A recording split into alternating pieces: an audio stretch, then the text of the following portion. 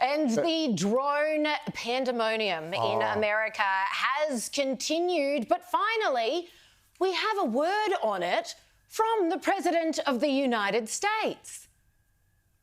Nothing nefarious, apparently, but they're checking it all out. There's a lot of drones authorized up there. I think one started and they all got it. Everybody's wanting to get in the deal. But we're following it closely. After about a week of pandemonium, that was very compelling, Rich, and I'm sure everyone is 100% reassured. Thank you, Mr. President.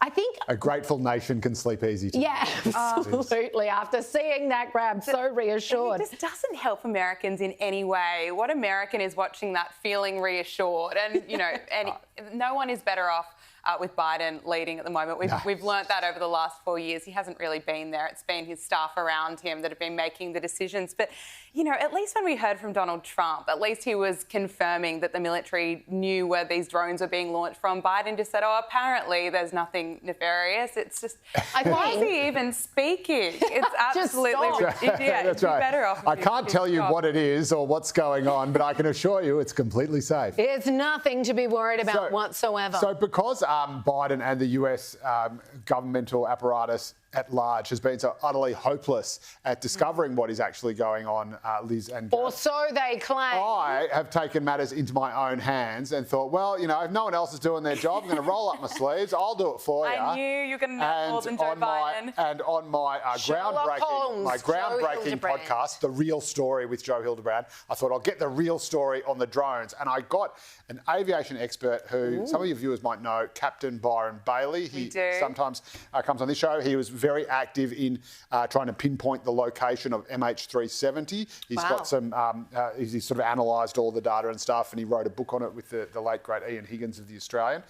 But he came on, and he has a lot of high-level contact sources in the US military, in the US Air Force in particular, and one particular, a retired Lieutenant Colonel of the Air Force, he spoke to overnight. And apparently what the military are all saying is that, and this is amazing, it's the first time I've actually heard this, and it's perfectly plausible, perfectly rational, it explains everything, but it is that a while ago, a few years ago, I think we said it was in the late 90s or whenever it was, but a few years ago, NASA basically funded all these private companies, for the most part, to come up with drone technology to see which would be the best. And this is the sort of thing it does all the time.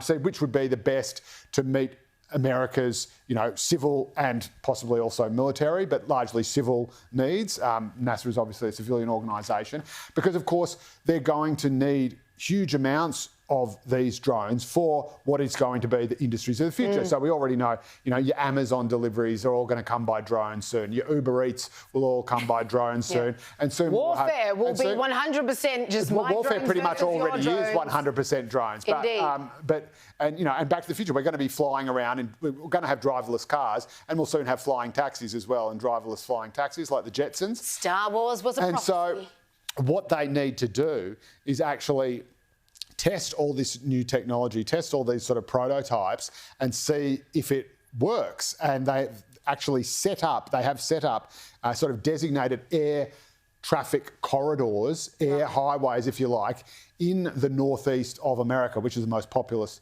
part. So your New Yorks, New Jerseys, your Washington, Maryland, Virginia. That's where right. they've all been sighted. Well, apparently between New Jersey and Virginia, that is one of the highways, and it is below 1,000 feet, which is the lowest that any light aircraft can go. So no light aircraft can go below that 1,000 feet, and the drones operate there where there's not meant to be anything else.